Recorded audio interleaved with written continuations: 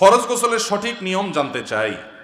ফরজ গোসল এটার সঠিক নিয়ম হলো যে আপনার শরীরের কোনো জায়গায় যদি নাপাক লেগে থাকে, রানে, শরীরের কোনো জায়গায়, অথবা আপনার কাপড়ে, যেটা পরনে কাপড় আছে সেখানে যদি নাপাক লাগে, ফরজ গোসল হয়েছে, তাহলে সেক্ষেত্রে 1 নম্বরের কাজ হলো গোসলখানায় গিয়ে, পুকুর ঘাটে গিয়ে, যেখানে গোসল করেন, যেখানে নাপাক লাগছে ভালো করে পানি দিয়ে ঢোলে আগে নাপাকটা দূর করে ফেলবেন।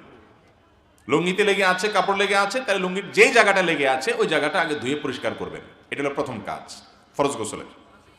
দ্বিতীয় কাজ হলো আপনি অজু করার মতো করে 2 হাতের কবজি আগে ভালো করে 3 বার ধুয়ে, 3 বার কুলি করে, নাকে পানি দিয়ে, মুখ 3 বার ধুয়ে, হাতের কোনোই পর্যন্ত 3 বার ধুয়ে, 3 বার করে দোনো হাত, এরপরে মাথা মাসাই করে একবার, কান মাসাই করে, এরপর আপনার শরীরে, মাথায়, ডান কাঁধে, বাম কাঁধে আপনি পানি ঢালবেন।